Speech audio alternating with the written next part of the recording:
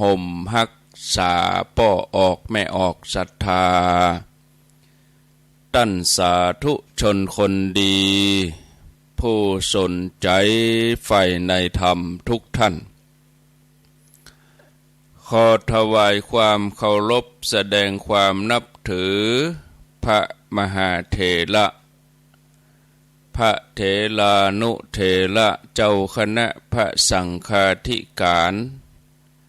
ครูบาอาจารย์เจ้าที่เปิดวิทยุฟังอยู่ที่วัดที่ว่าเวลานี้บ่ว่าจะเป็นหลวงป่อหลวงลุงตุปีตุน้องเปื้อนสหธรรมพระสงฆ์ทั้งหลายจุตนจุองค์ครูบาอาจารย์ที่มีอายุพรรษามีการศึกษามีภูมิธรรมที่สูงกว่าก้าวกับผมขอถวายความเคารพแสดงความนับถือมาณโอกาสนี้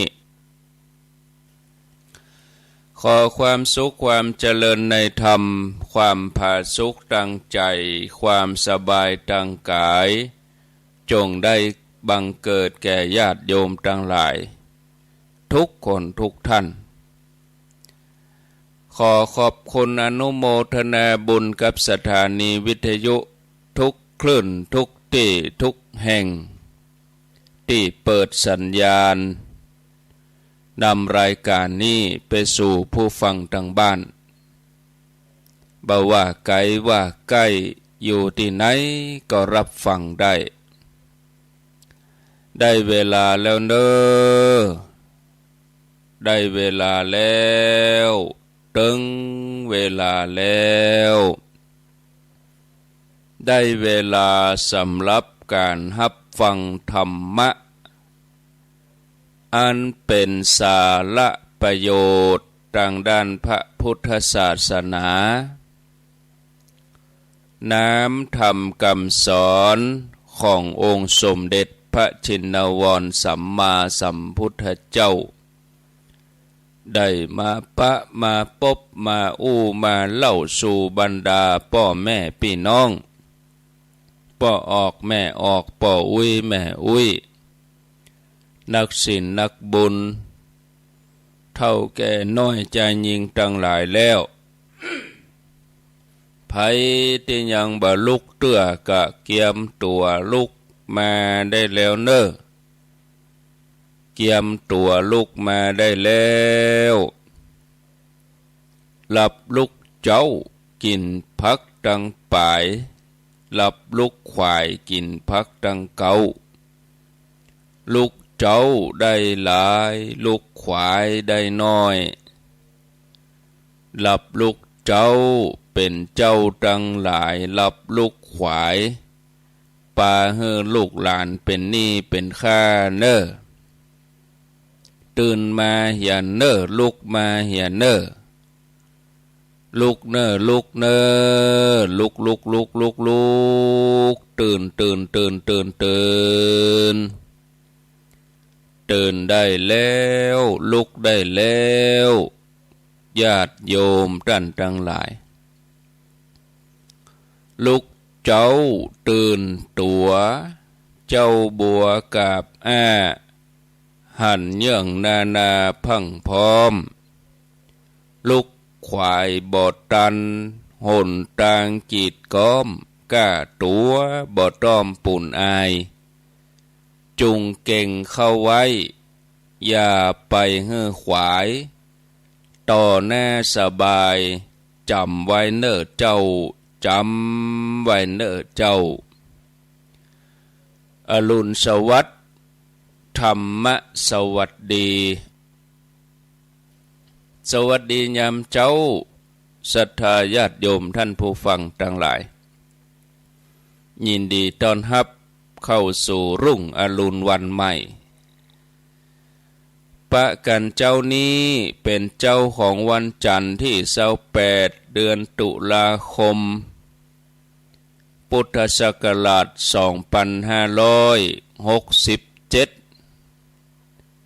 วันนี้เป็นวัน เดือนเกี่ยงเหนือแฮม11 ค่ำเดือนเกี่ยงเหนือ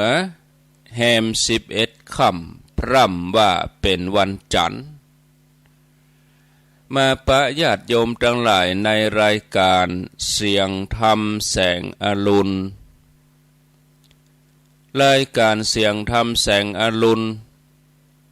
ดำเนินรายการโดยอาตมภาพพระครูอภิวัฒนวิกรมวัดปากตังเจริญตำบลดอยหล่ออำเภอดอยหล่อจังหวัดเชียงใหม่เป็นผู้รับผิดชอบดำเนินรายการอาตมาภาพจะมาปะญาติโยมอยู่3 เจ้าวันจันทร์เจ้าวันพุธแล้วก็เจ้าวันพัดวันพฤหัสบดีส่วนเวลาภาคบ่ายก่อนจะมาปะญาติโยมทั้งหลายในวันพุธกับวันศุกร์แต่ว่าตั้งแต่ศุกร์หน้าเป็นต้นไปเริ่มต้นวันที่1 พฤศจิกายนเดือนหน้าทุกวันศุกร์เวลาบ่าย 3 โมงถึง 5 โมงแรงก็จะเป็นพระคุณเจ้ารูปอื่นจากวิทยาลัยสงฆ์นครลำปางเนื่องจากว่าภาระธุระอาตมาก็มีนักเนาะวันศุกร์นี่ประชุมวันที่1แล้วก็โอกาสที่จะมาจัดรายการก็บอกให้มีถ้าวันใดภารกิจตรงตัดติเขาจัดรายการแถมไปใหญ่เลยศรัทธาญาติโยมก็เลยพิจารณาว่าคงมีเวลากะเอาทุกวันพุธบ่าย 3 ถึง 5 โมงก็พอละวันศุกร์ก็มอบเวลาให้พระคุณเจ้ารูปอื่นต่อส่วนเมื่อคืนนี้จะมาจัดรายการทุกวันพุธต้นเดือนหมายความว่าถ้าเป็นวันพุธนี่ก็3 เวลาเลยเจ้าบ่ายแล้วก็เมื่อคืนอย่างเดือนตุลาคมนี่มีวันพุธอยู่5 พุธมีอยู่5 พุธคือพุธวันที่2พุธวันที่9พุธวันที่16พุธวันที่23แล้วก็พุธติดที่จะสิ้นเดือนนี้ก็คือพุธวันที่30 ตุลาคมก็จัดสรรปันเวลาให้ครูบาอาจารย์แต่ว่าวันพุธที่30นี่ก็ถ้าติดธุระที่ไหนตั้งใดก็คงจะได้มาเข้ารายการแถมในช่วงเมื่อคืนถ้ามีภาระธุระก็บ่ได้เข้ารายการนะแล้วก็รายการต่างๆนั่นครูบาอาจารย์เปิ้นก็มาจัดรายการปกติเหมือนเดิมศรัทธาญาติโยมบางท่านก็อาจจะได้ยินได้ฟังอยู่ตลอดบางท่านก็อาจจะบ่ได้ยินได้ฟังบางท่านก็อาจจะได้ฟังเทปฟังอย่างสลับซับเปลี่ยนกันไปบางช่วงบางเวลาก็มันมีเหตุจำเป็นสะเตือก็เอาเทปธรรมะเข้าใส่เนื่องจากไฟฟ้าดับถ้าไฟฟ้าดับเขาก็จะเป็นแต่จ้องแก้ไขเอาเทปเอาอย่างเปิดไปสะเตือก็แฮมโตนนั่นก็ติดธุระแฮมโตนนั่นก็ใส่อินเทอร์เน็ตปุ๊ดขาดมันมีหลายๆอย่างนะญาติโยมเป็นคนฟังนี่ก็ถึงเวลาก็ได้ยินได้ฟังแต่ฟังตนไหนก็ได้ศรัทธาญาติโยมเนี่ยเอาเป็นว่าขอให้ได้ยินอีกก็พอส่วนที่ว่ารายการนั่นมาแทนรายการนี้อันนั้นมันบางทีมันเป็นเหตุสุดวิสัย หลายๆคนเคยได้ยินตนนี้วันนั้นซ้ำบ่ได้ยินเหียก็โทรมาสอบถามพ่องส่งข้อความมาบอกกล่าวเรียกร้องห้องหาบางคนก็อาจจะส่งข้อความมาในเชิงตำหนิพ่องอย่างอีกก็มีก็บ่เป็นหยังก็รับได้เพราะว่าเปิ้นบ่ฮู้สาเหตุเปิ้นบ่ฮู้ความจำเป็นเนาะบางทีสัญญาณอินเทอร์เน็ตบ่ดีก็หยังก็หลายๆอย่างศรัทธาญาติโยมไผก็บ่อยากจะให้มันได้เป็นอย่างนั้นเฮาก็ฟังกันมาโมนแล้วเนาะบางทีฟังเปิ้นสลับรายการสลับช่วงเวลาเหี่ยววันก็มันผิดปกติไปก็ทำให้เปิ้นมีข้อสังเกตบ่เป็นหยังศรัทธาญาติโยมมาปะกันแล้วก็บ่ให้ได้ขาดแคลวเสียเวลานำเสนอสาระธรรมะกันวันนี้จะถึงเรื่องหัวข้อที่ว่ามัวแต่เพ่งตั้งนอกแต่ลืมพิจารณาตั้งในเฮาเพ่งตั้งนอกคือเฮาไปเพ่งจับผิดคนอื่นเพ่งพอคนอื่น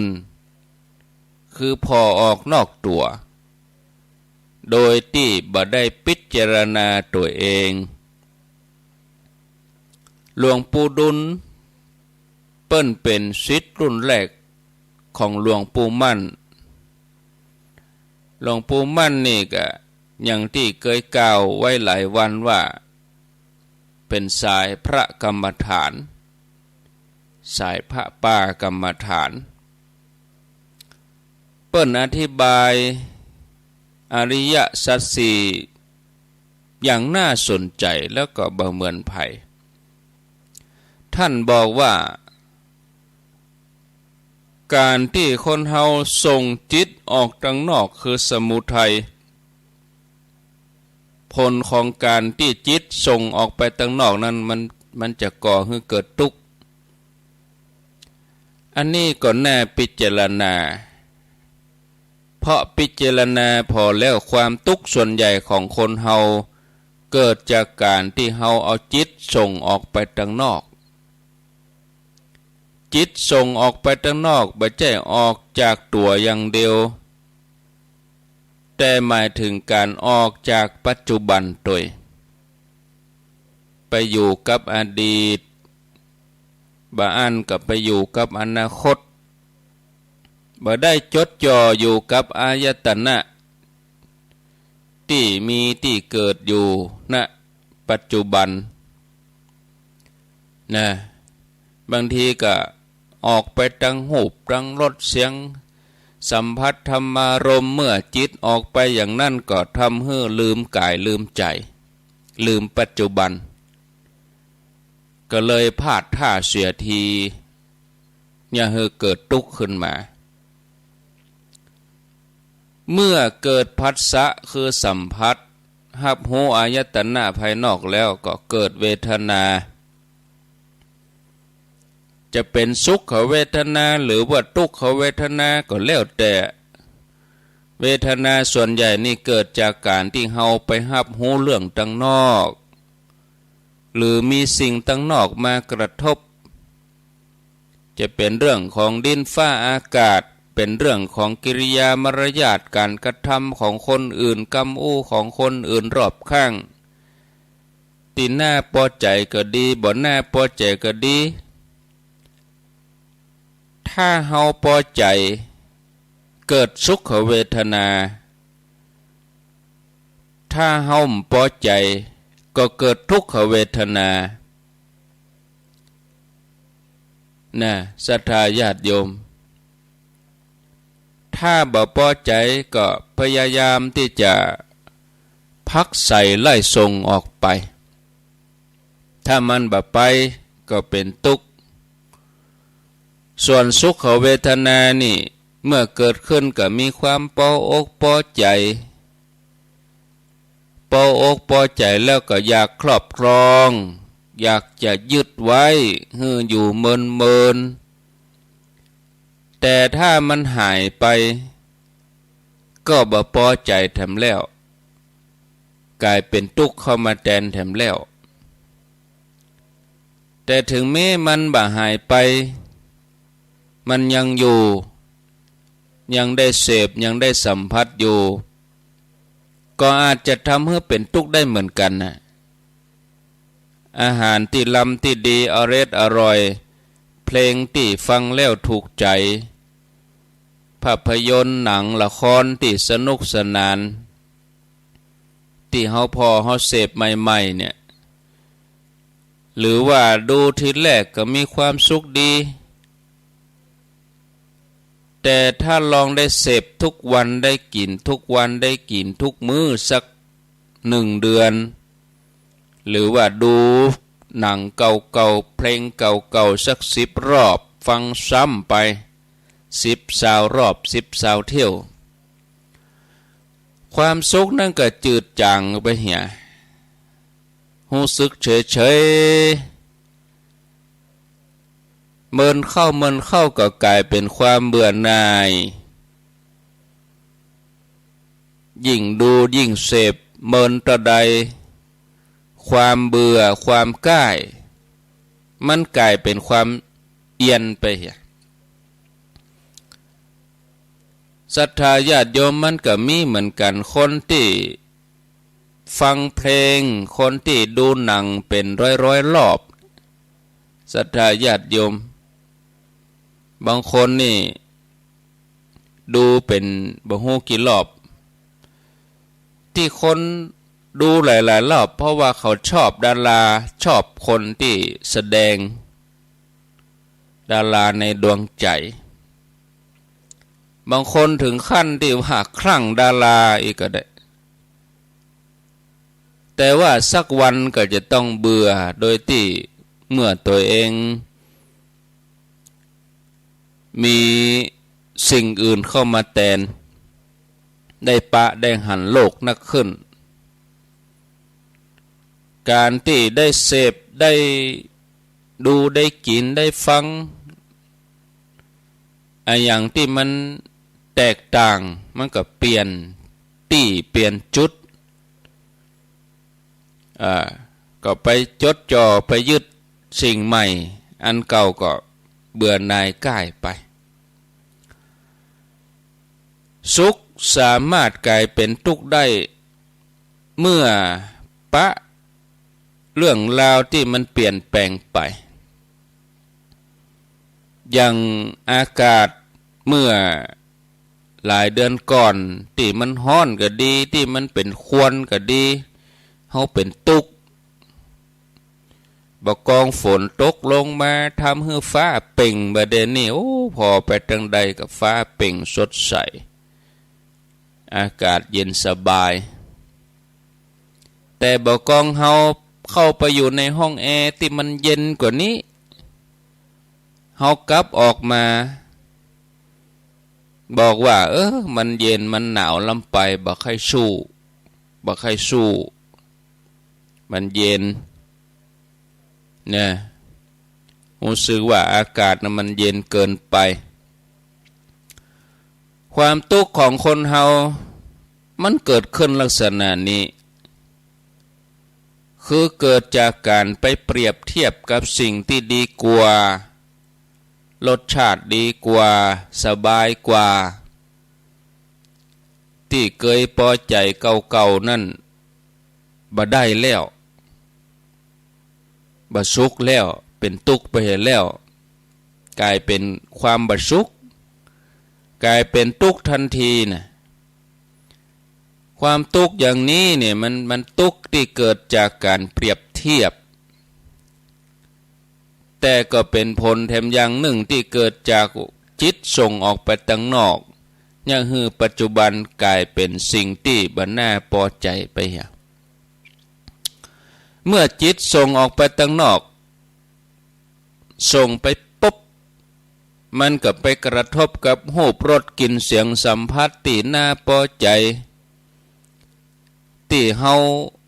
ฮ้องกันส่วนใหญ่เอามารวมกันตัดเนี่ย ความพอใจในรูปเสียงกลิ่นรสสัมผัสเนี่ยเอามารวมกันห้องเป็นกรรมเดียวนั่นคือความอยา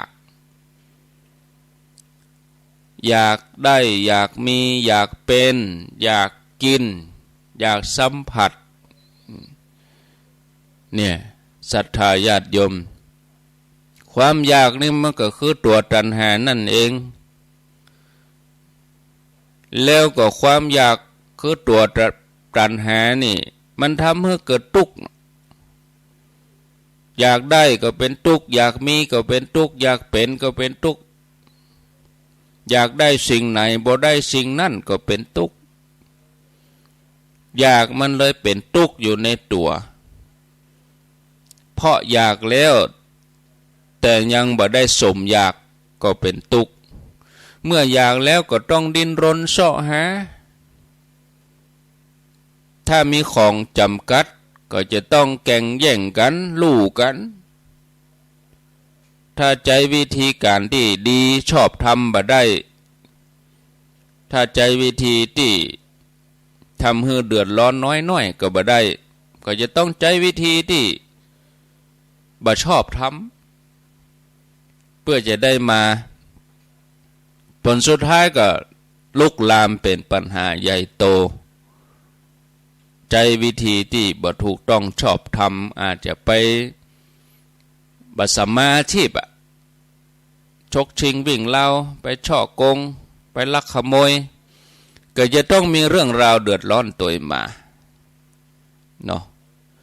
แต่ถ้าส่งจิตออกทางนอกแล้วไปรับรู้สิ่งที่บ่น่าพอใจก็เกิดทุกข์ขึ้นมาทันทีถ้าบ่มีสตินอกจากบ่มีสติแล้วก็ยังไปปรุงแต่งเข้าไปแถมผสมผสานต่างๆนานาจากความพอใจมันก็จะกลายเป็นความงุดงิดลุกลามกลายเป็นความโกรธลุกลามกลายเป็นความอาฆาตพยาบาทยิ่งงุดงิดยิ่งโกรธจิตก็ยิ่งส่งออกไปข้างนอกกึดหาวิธีที่จะตอบโต้กึดหาวิธีที่จะเล่นงานจนอาจจะถึงขั้นกึดหาวิธีทำร้ายถึงตอนนี้ใจก็ปักอยู่กับสิ่งนั้นเมื่อใจปักกับสิ่งนั้นก็ลืมกายลืมใจลืมตัวลืมไปว่าตัวเองกำลังโกรธลืมไปว่าตัวเองกำลังถูกความอยากลืมไปว่าตัวเองกำลังถูกตัณหาเผาล้นจิตใจโกรธก็ย่อมรู้ว่าโกรธต่อเมื่อได้ด่าต่อเมื่อได้ทำร้ายถึงจะรู้ตัวแต่รู้ตัวแล้วก็บางทีก็อดบ่ได้ก็อาจจะไปโทษคนอื่นโทษคนนั้นว่าอย่างนั้นอย่างนี้แทนที่จะโทษตัวเองบ่มองความผิดตัวเองก็ไปโทษคนอื่นเนี่ยหาว่าคนอื่นเป็นเหตุให้เป็นอย่างนี้เมื่อจิตเพ่งออกไปตั้งนอกเฮาก็จะลืมใจตัวเก่านะศรัทธาญาติโยมมีเคล็ดเกี่ยวกับท่านเว่ยหลางท่านเป็นสังฆปรินายกของศาสนาเซนในเมืองจีนเมื่อหลายปีก่อนมีเตื้อหนึ่งท่านเว่ยหลางนี่ไปร่วมงานเฉลิมฉลองของสำนักหนึ่งก็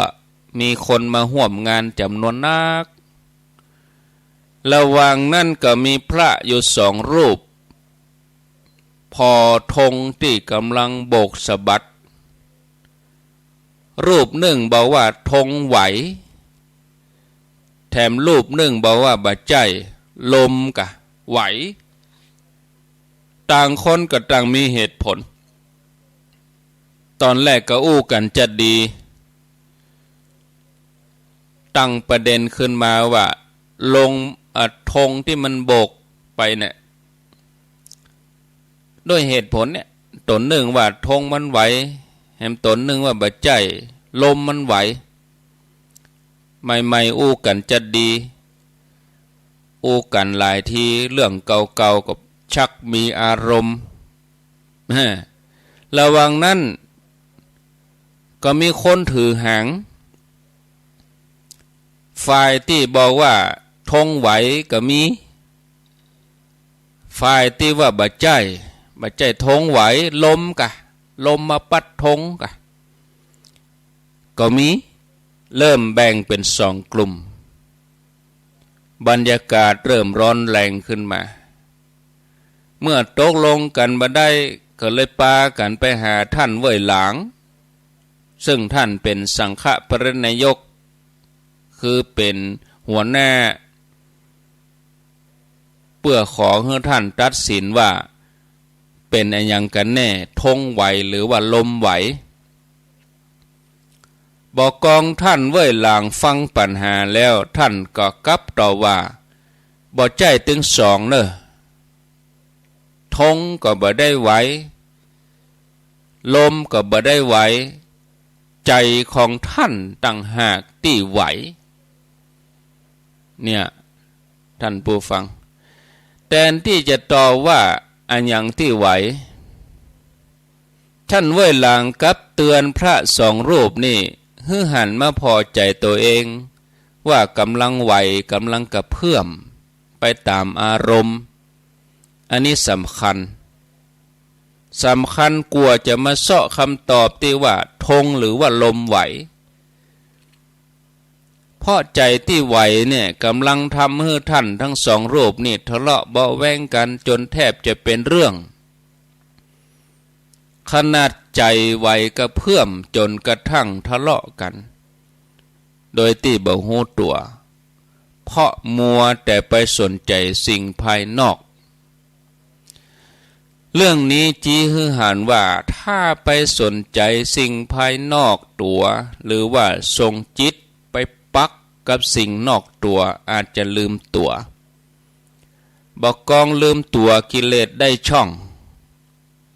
มันแน่อยู่หั่นแล้วลูกอย่างร่างกายของคนเฮาถ้าภูมิคุ้มกันบกพร่องเชื้อโรคมันก็พร้อมที่จะสอดแทรกเข้ามาใจเฮาก็เหมือนกันถ้าเฮาลืมกิเลสได้ช่องมันจ้องหั่นแล้วความโลภความโกรธ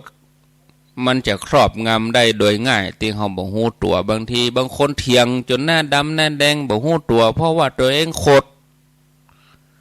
บางคนเถียงจนหน้าดำหน้าแดงบ่ฮู้ตัวว่าตัวเองกำลังโลภมันปิดบังมันบังปัญญาบางคนเถียงเอาจนเอาชนะเพราะตัวเองกำลังหลงอยู่ทั้งที่ตัวเองหลงแต่ว่าบ่ฮู้ตัวว่าตัวเองหลงก็เลยทำให้เกิดเรื่องราวขึ้นมายิ่งหลงไปจับผิดคนอื่น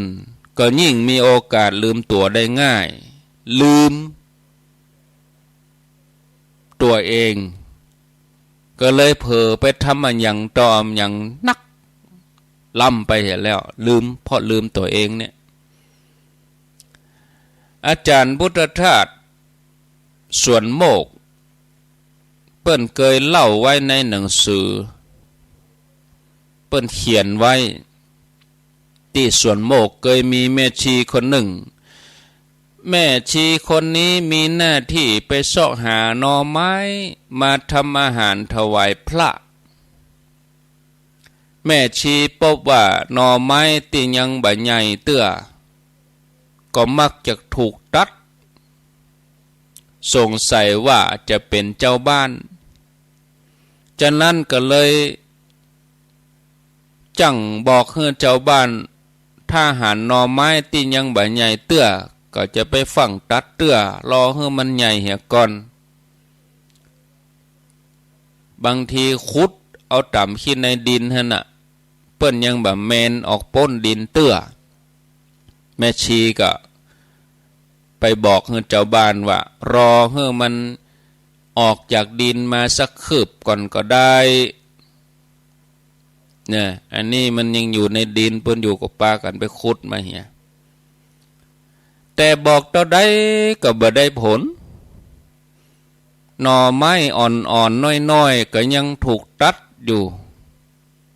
เป็นการเสียของทำให้แม่ชีเริ่มเกียจโคตรวันหนึ่งไปหาหน่อไม้อยู่หลายหน่อเนี่ยก็ไปหั่นหน่อไม้อ่อนๆทันทีที่แม่ชีหันนะ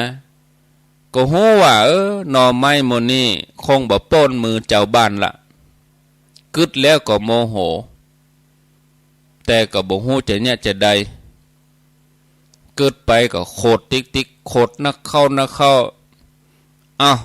แม่ชีก็เลยตัดสินใจตัดหน่อไม้มูลนั่นเสียเองในใจก็คงจะเกิดว่าถ้าห้ามบ่ฟังก็บ่ต้องมีไผได้กินเนี่ยขุดขวางหมดอย่าหวังจะได้แตะต้องหน่อไม้มูลนี้แม่ชีบอกคนอื่นๆว่าจะไปตัดหน่อไม้อ่อนแต่ตัวเองเนี่ยอย่างถึงตัดก็เป็นพ่อแม่ชีต้องการจะสั่งสอนเจ้าบ้านที่เข้ามาตัดหน่อไม้ใจที่กึดจะตอบโต้เจ้าบ้านเนี่ยทำให้แม่ชีลืมตัวเลยไปตัดหน่อไม้นั่นเสียหมดถึงหมดนี่เกิดจากความคิดที่อยากจะเอาชนะอยากแก้เคล็ดก็เลยลืมตัวทำสิ่งที่ตัวเองห้ามคนอื่นศรัทธาญาติโยมแล้วแถมเรื่องหนึ่ง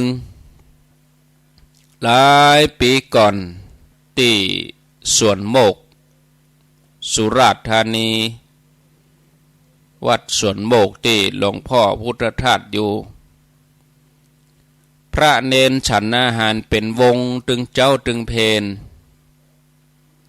ก็มีพระรูปหนึ่งฉันเสียงดังเกี้ยวเสียงดังเวลาไปตักอาหารก็เอาปากเอาจ้อนกระทบกันกกกักกระทบกับจานเสียงดังที่จริงมันไม่ได้ดังนักเท่าใดแต่เพราะบรรยากาศนั้นมันเงียบเวลาเปิ้นฉันพระเนนหลายร้อยเงียบขนาด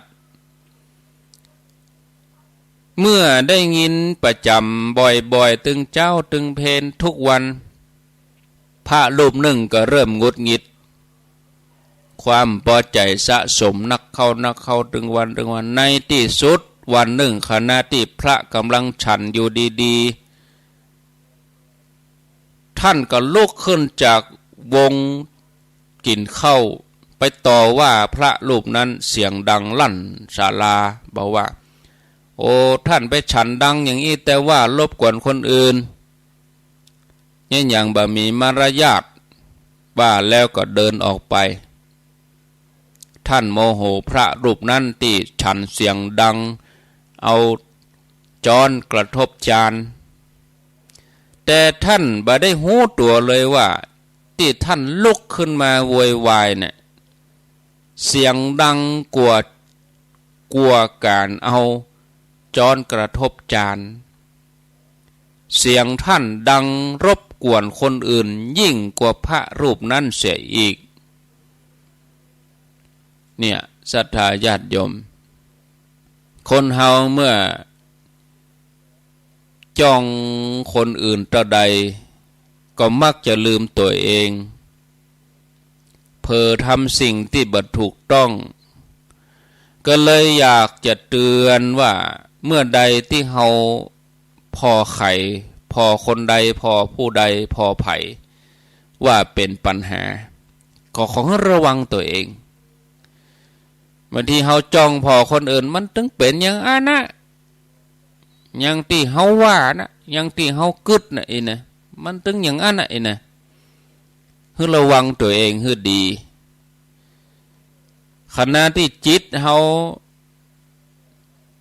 มองคนอื่นว่าเป็นปัญหาเฮาต้องเข้าใจพิจารณาว่าเฮากำลังกลายเป็นปัญหารู้นี่เพราะเมื่อเฮาพอหันคนอื่นเป็นปัญหาจิตที่มันบ่พอใจมันจะสะสมกำน้อยหรอเริ่มสะสมความบ่พอใจเอาไว้ความพอใจเมื่อมันสะสมนักเข้ามันก็จะกลายเป็นความโกรธโดยที่บ่ฮู้ตัวโกรธนักเข้าก็ลืมตัวเผลอทำสิ่งที่บ่สมควรกลายเป็นปัญหาส่วนรวมบางทีก็ก่อเกิดปัญหาคนเฮาที่จะพอใจได้ดังใจเฮาหมดนี่มันบ่มีนะศรัทธาญาติโยมบางทีเรื่องเล็กๆน้อยๆกลายเป็นเรื่องใหญ่โตขึ้นมาเพราะใจไปจดจ่อสิ่งภายนอกลืมตัวเก่าคนเฮาสำคัญลืมอย่างอื่นนี่บางทีลืมได้จะไปลืมตัวเก่าที่มันมีปัญหาถึงวันเนี่ยเพราะว่าลืมตัวเก่าเนี่ยปล่อยให้ตัวความโลภความโกรธความหลงมันสะสมจนวันหนึ่งมันระเบิดออกมามีหลายกรณีที่บดายถึงขั้นลงไม้ลงมือตบตีกันฆ่ากันทำร้ายกันศรัทธาญาติโยมเนี่ยการทรงจิตออกตั้งนอกเนี่ยเป็นตัวการแห่งความทุกข์ทั้งหลายทั้งปวงบ่ว่าจะเป็นความทุกข์ใจหรือการสร้างความทุกข์ให้แก่ตัวเองก็เลยประมาทเนี่ยยังได้เฮาจะบ่เผลอจิตออกตั้งนอกเฮาก็จะต้องมีสติความรู้ตัวนี่สติช่วยปาจิตให้เฮามาอยู่กับปัจจุบันอยู่กับการกับงานที่เฮาเนี่ยเฮาทำดึงจิตปิกมาอยู่กับตัวเก่าให้เฮาได้หันความโกรธว่ามันบ่ดีอย่างนี้รู้ให้เฮาได้หันความอาฆาตพยาบาทความอิจฉาริษยาที่มันสะสมอยู่ในใจเมื่อหันแล้วก็ปล่อยวางนะทำใจให้ปลอดโปร่งโล่งเบาจิตหันจิตหมายความว่าหูเต้าตันอารมณ์หูเต้าตันความเครียดหูเต้าตันความเกลียดหูเต้าตันความโลภความโกรธความหลงที่มันเกิดขึ้นหูแล้วก็วางแถมอย่างหนึ่งคือยกจิตของเขาสูงกว่าหมู่นี้แล้วบ่ต้องไปปรุงแต่งมันต่อไปเหมือนไฟที่มันแบบมีเชื้อมันจะมอดดับกลายเป็นเต่าไปคนเดียวถ้าแบบมีลัวเข้าไปชน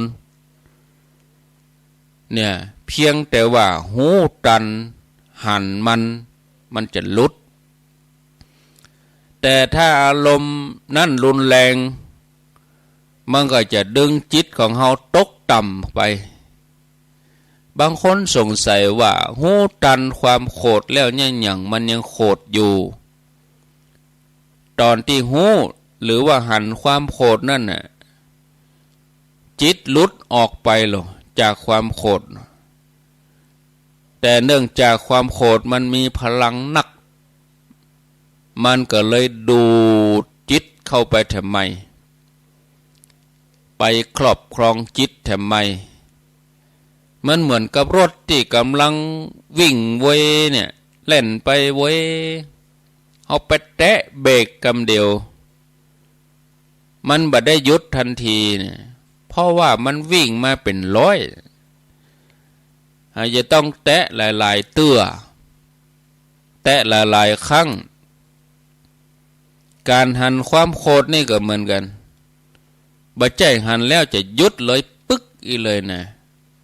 มันจะเหมือนเขากดสวิตช์ปิดไฟนะต้องมีสติเหมือนการแตะเบรกรถนะย่ำปล่อยย่ำปล่อยย่ำปล่อยฮือหันว่ามันโวยโลโลนี่มันวิ่งมันจะเลยโก้งมันจะเลยมันจะมีอุบัติเหตุแล้วรู้นี่ตัวสติหูแล้ว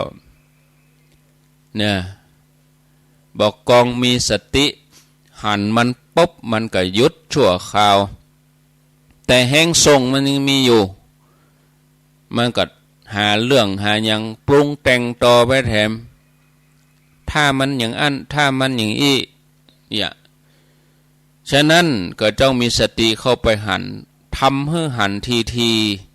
จนมันคลายเสร็จแล้วก็หยุดนิ่งจิตหันจิตมีความหมายลึกไปกว่านั้นคือหันจนรู้ว่าจิตมันบัดเตียงมันเต็มไปด้วยทุกข์มันบ่ใช่ตัวตนหันจนชัดเจนแจ่มแจ้งว่าจิตนี่มันสามารถยึดว่าเป็นของเฮาได้เลยแล้วมันสามารถจะคาดหวังให้มันเป็นอย่างได้เลยแม้แต่จะหวังให้มันสุขก็บ่ถ้าหวังให้มันเฉยดีกว่าสุขเนี่ยมันอยู่บ่เมินน่ะนะถ้าเราหวังว่ามันจะเป็นสุขตลอดเลยนะ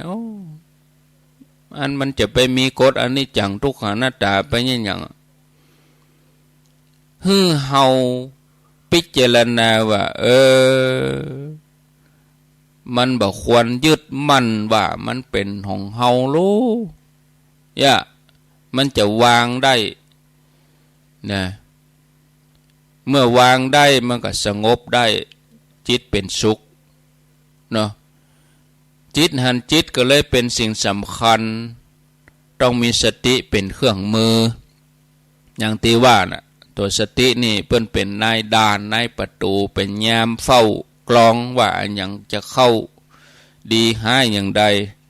เข้ามาต่างหกประตูต่างหูจมูกลิ้นกายใจมีสติเป็นตัวกลองสติทำงานหลายอย่างเริ่มต้นตั้งแต่ดึงจิตที่เคยส่งออกไปตั้งนอกถือว่าเกาะติดกับอายตนะภายนอกปิกมาสู่มารวมตัวดึงจิตบ่ให้มันปัดไปอยู่กับอนาคตบ่ให้มันหลงกับอดีตกลับมาอยู่ปัจจุบันสติทำหน้าที่กำกับเมื่อตาหันหูบหูได้ยินเสียงหูดังได้กลิ่นเกิดอะไรพอใจก็สุขบ่พอใจก็ทุกข์มันเกิดอะไรอย่างขึ้นเฮาหันแล้วมันเกิดอะไรอย่างขึ้นถ้าบ่มีสติหันเวทนาก็จะปรุงต่อมันก็จะเกิดตัณหาเกิดอุปาทานเกิดภพเกิดชาติสืบยาวยืดไปแถมมันมีอย่างมาตัดนะแต่เมื่อใดเฮามีสติบ่กองผัสสะมันเกิดมันจะเป็นสุขหรือว่าเป็นทุกข์สุขเวทนาก็ว่าทุกขเวทนามันตัวมาอย่างก็แล้วแต่มันบ่ได้ปรุงต่อหรอกตัณหาอุปทานมันก็ตัวมาแล้วภพชาติมันก็บ่เกิดแล้วมันตัดปุ๊บไปเลยที่มันบ่ยอมนั่นเพราะว่ามันมีตัวกูเข้ามาห้องกูเข้ามาร่างกายของเฮาทรัพย์สินของเฮาลูกผัวเมียเฮาอันนั้นของเฮานี่มันก็เลยเกิดภพเกิดชาติเกิดตัณหาอุปทานเวียนวนกันอยู่บ่ต้องเอาอย่างนอกตัวกล้าร่างกายเฮาเนี่ยเฮาว่าอันอย่างของเฮาแล้วมันฟังกรรมเฮาก่อลู่เท่าไปตึงวันเขี้ยวก็หล่อนไปติ๊กตาหูบ่ค่อยปกติแข้งขาบ่ค่อยปกติเพียงร่างกายเฮาต่ออันเฮาจะไปปรุงแต่งมันล่ำไปนะจะเป็นนึกว่าสติมันเป็นเรื่องเล็กน้อยสติเนี่ยนะ ท่านผู้ฟังเป็นมรรคเป็นผลได้ทำให้จิตหันจิตนี่ศรัทธาญาติโยมอันนี้ท่านผู้ฟังแต่ละมื้อแต่ละวันแต่ละชั่วโมงวันยามนี่เฮาตั้งหลายมีสติหูเต่าตันพ่องก่อมันมาทดสอบเฮาแต่ละวันโลกอันชรานำไปนี่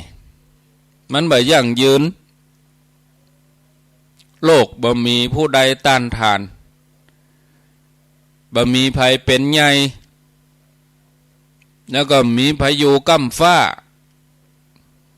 โลกบ่มีอันยังเป็นตัวเป็นตนจำเป็นต้องสละทั้งปวงมันพร่องอยู่เป็นนิดมาหู้จักอิ่มเนาะศรัทธาญาติโยมท่านผู้ฟังทั้งหลายไปก็เวลาก็พอแล้ว5 โมงกับ54 นาทีเนาะก็ขอประชาสัมพันธ์กิจกรรมข่าวสารงานบุญสักเล็กน้อยวันที่8 พฤศจิกายนเนอะวันที่8นี่เป็น8 ค่ำบ่ดิเดือนนี้ก็เปิ้นจะมีการทอดกฐิน350 วัดที่พุทธมณฑลเชียงใหม่เริ่มเวลา 9 นาฬิกาบางคนก็กังวลว่าไปวัดไปวานะท่านก็สละอันใดอันหนึ่งวัดศีลแล้วเฮาก็บ่ใจขาดลอยกระทงเฮาก็ไปมันก็แล้วแต่จะมาก็ตามใจอันนี้ก็แล้วแต่ความเปิ้นฮ้องว่าเปิ้นฮ้องว่าธุระของแต่ละคนบ่เหมือนกันนะมันก็แล้วแต่ของแต่ละคนแต่ละท่านไปเนาะแต่ก็เป่าประกาศเชิญชวนไว้350 วัดเริ่มเวลา 9 โมงโดยท่านอดีตนายกสมชายวงศ์สวัสดิ์แล้วก็พระเดชพระคุณเจ้าประคุณสมเด็จพระมหาธีราจารย์เจ้าคณะใหญ่หนเหนือกรรมการมหาเถรสมาคมเจ้าวาดวัดพระเชตุพนวิมลมังคลารามกรุงเทพมหานครเจ้าประคุณสมเด็จจะมาเป็นประธานวันที่8เป็นวันศุกร์เดือนพฤศจิกายนนะก็เฮาก็คิดว่าเฮาไปทำบุญวัดละปีมันก็ต้องปีก่อนนะวัดละวันก็ต้องปี365อันนี้350ถ้าเฮาไปตานวัดละ1 วันนี่นะปีหนึ่งก่อนนะมันจะไขว่นะอันนี้เฮามาวันเดียวนะโอกาสมาวันเดียวได้ตานถึง300 วัดก็เชิญชวนเนอะใครจะมาแมลงก็ได้แมลงวันที่7ก็สักประมาณ 5-6 โมงแรงถ้าว่าวันที่8สามารถมาได้ก็มาแมลงเนอะมาแมลงวันที่7เนอะศรัทธาญาติโยม 5-6 โมงแรงนี่นะก็มาร่วมบุญกันได้ที่พุทธมณฑลเชียงใหม่โดยรอเนี่ยพะย่ำเคยหันเตื้อก็มาเอวมาดูความก้าวหน้าความเคลื่อนไหว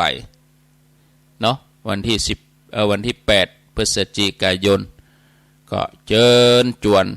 ศรัทธาญาติโยมท่านสาธุชนท่านทั้งหลายไปร่วมอนุโมทนาบุญด้วยกันแล้วก็วันที่10มีหลายที่นะวัดหนองเฮียงก็มีแล้วก็วัดพุทธศรีคีรีท่านอาจารย์วรรณชัยชยานันโทวัดพุทธศรีคีรีดอยขุนแปะวันที่10 พฤศจิกายนเนาะกฐินนี่ยิ่งจะเสี่ยงวันเปิ้นใกล้จะถึงเดือนนี้เป็งสุดท้ายวันที่15 พฤศจิกายนก็ เข้มข้นมีถึงวันกฐินอาตมา4 วันละออกวัดถึงวันพออิดพอหิวเหมือนกันนะเข้าวัดมามืดค่ำออกวัดแดด2 หน้าเข้าวัดแดด2 หน้า ออกวัดไปเจ้าแจ้งออกวัดไปแจ้งตั้งหน้าปุ๊เข้าวัดมาตะวันตกดินอ้าวก็ว่ากันไปเนาะศรัทธาญาติโยมทั้งหลายเอาแล้วเนอะพอสมควรแก่เวลาต่อไปก็ฟังท่านพระครู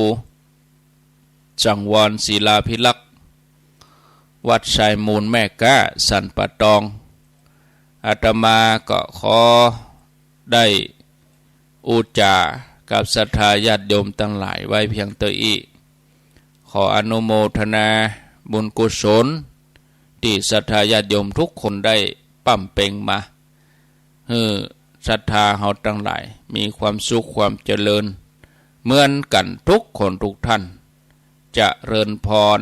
อายุวันโนสุขังปะลา